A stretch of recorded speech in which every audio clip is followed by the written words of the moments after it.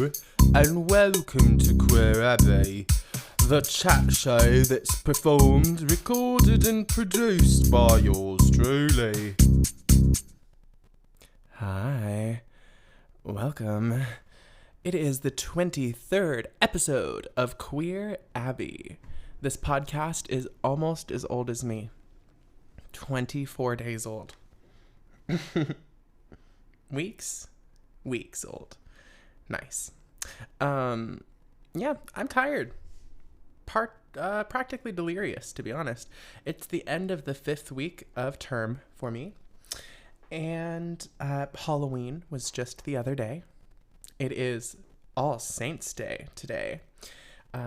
So yeah, it's that sort of high holiday season time. You got Thanksgiving coming up and Christmas on the horizon. Yeah, halfway through the academic term, and I have a really hard test on Monday for acoustics, and I have to be able to calculate in a fake room that I'm given with certain dimensions. I have to calculate how sound would behave. Hard to describe, but it's some sort of applied physics, and it's tough. We're gonna do math, and I actually totally know how to do it, but it's hard. So yeah, got that going on. I had a choir retreat today, which was kind of fun and out of the ordinary for my usual schedule. That's been going really nicely, the little choir that I'm in. I just really enjoy it. Singing with other people can be such a fun experience, and other times it's not. Other times it's a nightmare, and there's all the horrors and all of that. But no, this time this was fun. I just got done watching Agatha All Along, and I'll try not to give a bunch of spoilers, but it's this MCU show. Fucking spoiler alert. I did not follow through with what I just said at all. In about 10 seconds, I'm going to say spoilers. So anyway, just, take note. Back to it. Normally not my gig, but it was pretty good. I liked it because if you put witches in something, I'm bound to probably enjoy it a little bit. So it's a offshoot of WandaVision, which was a prior show. I also watched this, but this was during the pandemic, so it's a little bit more of a fever dream to me. So Agatha All Along is a continuation of WandaVision in the same universe. Agatha's this evil witch character, Agatha Harkness. So there's all of these witchy elements. Another thing that drew me was Patti LuPone is in it, so that was really cool. I love her. She's this very fiery person. If you're one of my younger listeners, which you must be over 18 to be listening, but in that Gen Z window and you don't know who Patti LuPone is, I would so encourage you to look it up. Look it up. Oh my God. The concept of Patti LuPone. No, she's a person, but she played this psychic character, this divination witch in the show. And there was this episode about her where it reminded me of Slaughterhouse-Five, this book I had to read in high school. It was interesting, where this character's unstuck from time and they're experiencing all of the events in their life out of order. So, that's such a big spoiler. I don't know why. So I guess I'll put a little warning in. That's funny. I said, I'll try not to give any spoilers, and then immediately gave away the plot of a large part of the show. Okay, well, that's good. I love witches because the iconography of witchiness has always resonated with me ever since I was a child. I've been so obsessed with casting spells and witches and esoteric knowledge and trying to learn about things that people tend to dismiss, and not in an annoying way, trying to just be, I don't know, as random or obscure as possible, but it's more there's something suggested by the existence of witches that is so interesting to me, and it has a lot to do with patriarchy and the idea that women are not powerful. That's something that's perpetuated in our society, just in every sense of the word. That's what patriarchy is this power that's in the hands of men because we construct society that way.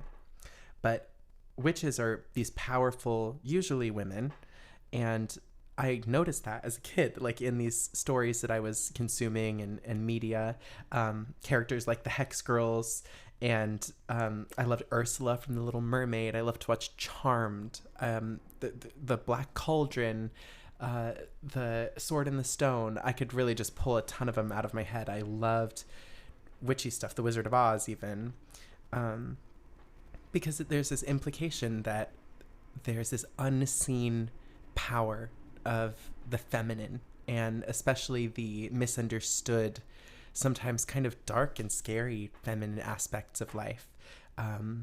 So yeah, there's all of these archetypes that I feel very drawn to. Old witchy women, hag-like characters, and I was just reading about the myth of the Cailleach. She's a Celtic goddess of winter, and she is part of the reason that we have Groundhog's Day. If you can't tell, I'm stoned, mother. It's late and I'm like doing my best to do this podcast, so bear with me. The Cailleach is this goddess of winter, and she blankets the land with snow, and it's said that she like weaves this quilt of snow so she can put the earth to sleep. And she turns to stone in the springtime, and then she remains so until it's winter once again. She's sort of the dual form of the goddess of springtime, which is Bridget or Brit. Bridget represents fire and warmth and light and the sun even. And the Cailleach represents the absence of things, the space around that, the coldness of winter, the time that things must rest. She's really reminiscent of other goddess figures like crone type figures like Hecate. If I really thought about it, I could give you a bunch more examples. Baba Yaga. Am I annoying for pronouncing it like that? Baba Yaga? I don't know. Yeah. Love that kind of stuff. What song is on your heart, sister? I'm going to share a cool metal song with y'all later from one of my classmates. It's very cool. Just a little foreshadowing. Have you cast any spells recently? Did you get up to anything particularly witchy over the month of October? I know my girlfriend is a witch. Bow, bow, bow, bow. Bow, bow.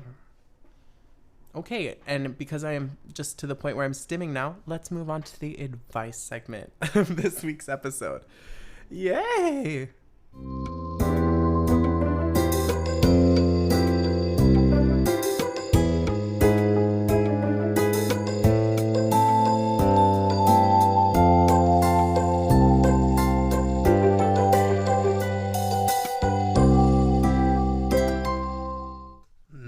Welcome, bienvenue.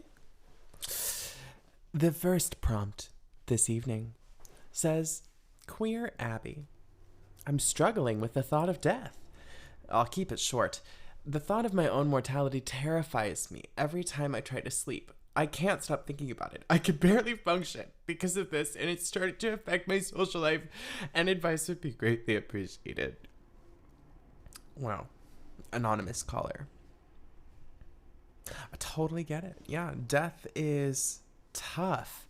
I don't know that I'm going to have anything completely original to say. You know, death is the experience that we all share. It's what we all have in common, and you just can't control it in any way. I mean, I think something that helps me is just thinking about the fact that I could die for a reason that's completely out of my control.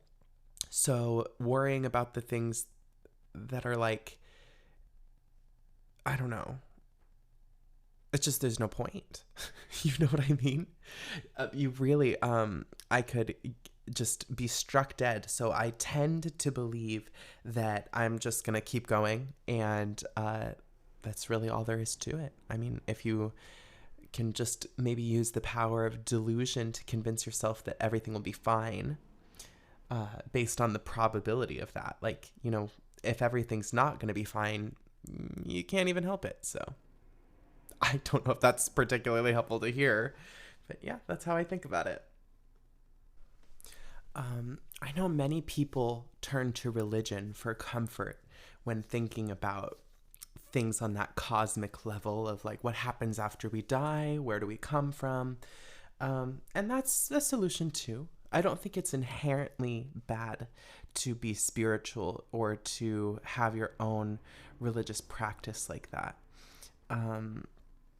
I think that death is just a transformation.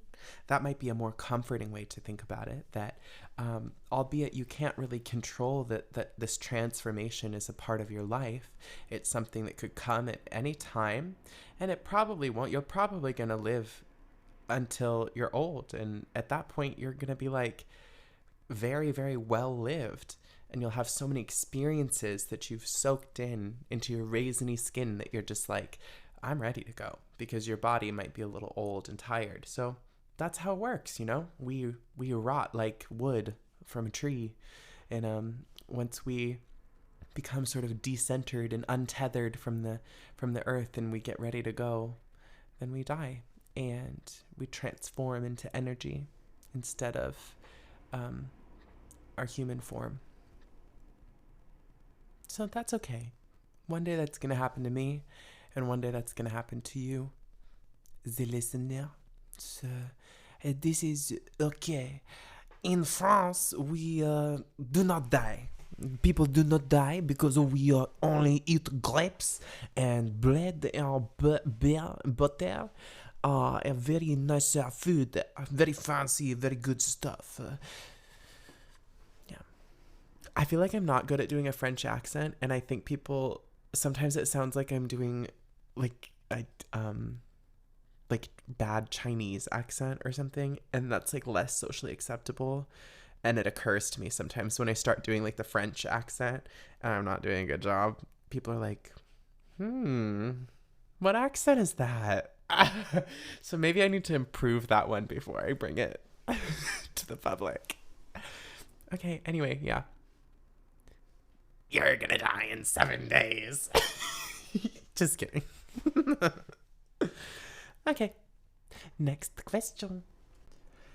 This next one reads, Queer Abbey, how do I wake myself up? I've been struggling with not being able to wake up no matter how many alarms I set, nor how early I go to sleep the night before. I just can't seem to fix this issue. Help! Very straightforward. I like it. Well, anonymous caller, I also struggle sometimes with waking up in the morning. I remember it was really, really bad when I was in middle school, high school, puberty kind of time, because I would just stay up so late and I was just living my little queer, closeted little life at night through a computer screen. And I just couldn't help it. Like everything that I was seeing, you know, secretly on the internet at night was so engaging, and I was like watching Drag Race and YouTube and drag queens and music and all this cool stuff. So I don't know what it is for you, but what is it that is imbalanced? Because really, that's all that disorder in our lives is imbalance, right? So is there something that's keeping you up? I know you said it doesn't matter how many alarms you set or how early you go to bed, but that's probably not true in a black and white sense. I bet that if you found yourself in a place where you were ready to rest at the end of the night, that you would be tired and ready to fall asleep, and then it would be easier to wake up in the morning if your body was in that place where you're in balance and ready to rest. But there are things that happen to us that cause us to not be in that proper rhythm, you know what I mean?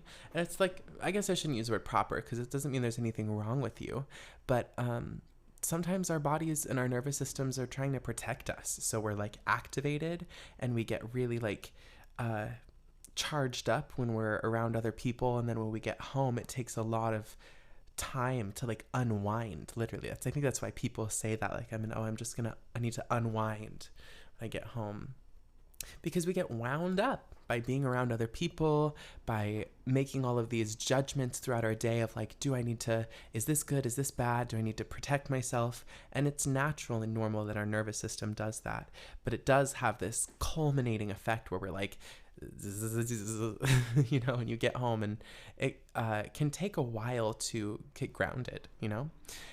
I hate this answer, but exercise is one of the more helpful things that I think can directly combat this sort of wound up energy, because it's exactly what it is. It's just exerting that sprung up energy that you've collected.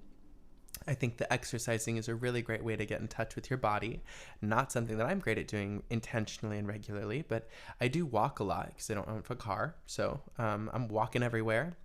And that I notice that when I'm more outside, that I just feel a little bit more level and like stable with all of the processes of my body. I mean, being active is good for you. And I don't mean like body dysmorphia, going to the gym and trying to look a certain way. I just mean like moving around enough that like your guts move as much as they need to, and like your muscles aren't all sore and full of lactic acid. You just got to get up and like get all the blood moving. It's really good for you, and you got to get fresh air. I sound like an 1800s doctor right now, but it's true. You do those things as a baseline. It helps us to achieve balance. There's other parts to it too. I think that, do you have a place that makes you feel restful? Is that part of it possibly? I know that I feel very fortunate that now, as of this year, I have this lovely place where I get to sleep, and I love it. But that's not always been the case. I have slept in my car before. I have slept, well, let me not drone on too much about myself. I've slept in uncomfortable places, and I understand that maybe you don't have a great place to sleep, babe. And if that's the case, I would give my empathy and understanding to you. So be nice to yourself. Understand that your body is just doing its best to stay in balance and to stay in equilibrium, because you need rest. So it's not even natural that we have to set alarms and like wake up. And did I provide you very many solutions? No. So let's see. I set a fuck ton of alarms on my phone. I do them like 2 minutes apart, because if they're more than 5 minutes apart, I have time to like really drift back to sleep. So I do like sometimes 5 alarms that are like, let's say 6 a.m., 6:05, 6:08, 6:10, 6:12, and 6:15. That's like a common setup for me, which is terrible. Sometimes I'll space it out a little bit more if I get to sleep in, so that I can like check in on how I'm feeling. Like if I have to wake up at like 9 a.m. at the latest, sometimes I'll do like 7:30, 8:39, and like a psychopath, but that's maybe a little excessive. I know they make all sorts of creative types of alarm clocks too. Like maybe you could get one of the ones that you have to step on in order to turn it off, because at the end of the day, I mean, if you pick something super fucking annoying, it'll wake you up for sure. I wish I could just have like something that ejects me out of bed when I need to get up. That would be so helpful. Some sort of Rube Goldberg-esque machine that like picks me up, puts me in a pair of slippers and a robe, and like puts a bowl of cereal in front of me. That would be quite lovely.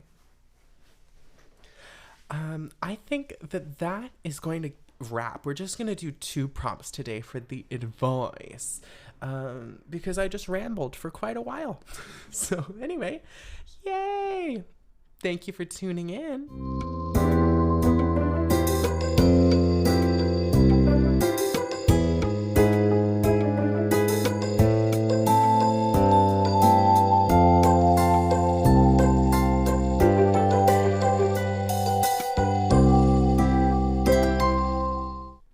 Alrighty, welcome to the musical spotlight portion of this week's episode. Before we get rolling on that, I would like to remind you that you can always submit your anonymous questions, queries, inquiries, and even just compliments to me to our email, which is queerabbey@gmail.com, queerabbey@gmail.com. Our phone number, you can send us a text or a voicemail to 503-567-2053. I almost forgot. And there's the anonymous inbox that's down below. So you can just go ahead and click that. It's in the description of the episode. How easy is that? This week, I have this very cool song for you. The way that I obtained this connection was through school. I met this very cool person named Rodney. We had this business type class together called Business of Music. It was kind of an annoying ass class, actually. I really loved the teacher. Like, she was annoying in like this endearing way. She made us do a bunch of clerical work, and it was kind of funny, low key, but like annoying to experience.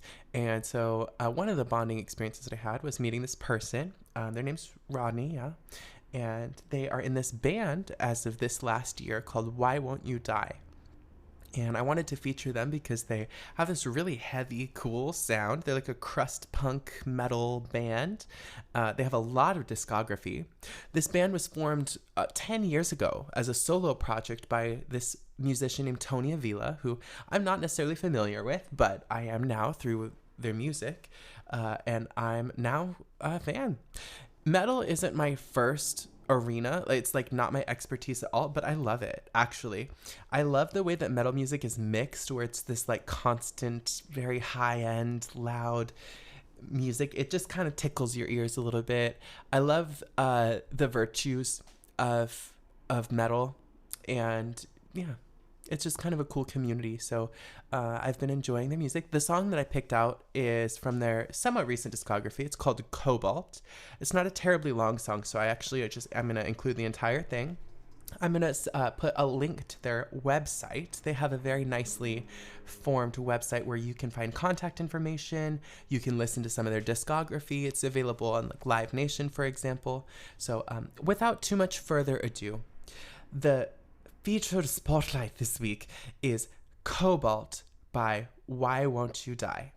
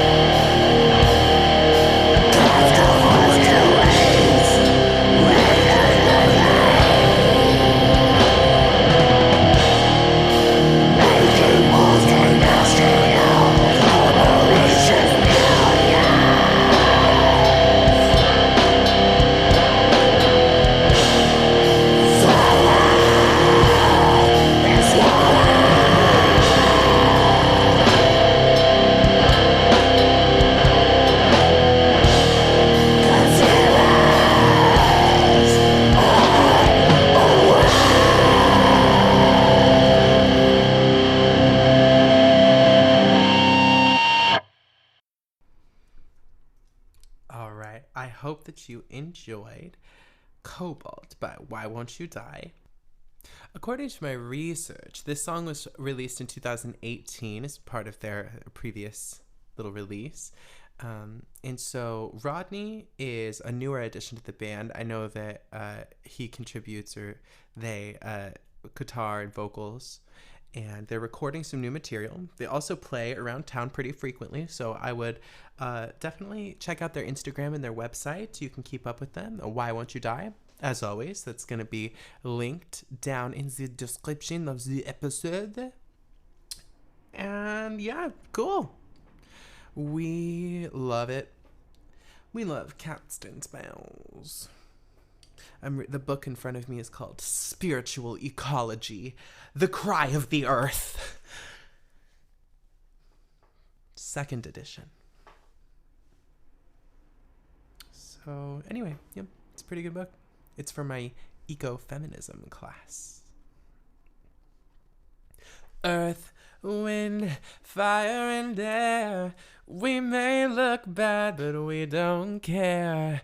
We ride the wind, we feel the fire. To love the earth is our one desire. Nature is... Okay. Sorry, I turned into a hex girl at the stroke of 9 p.m.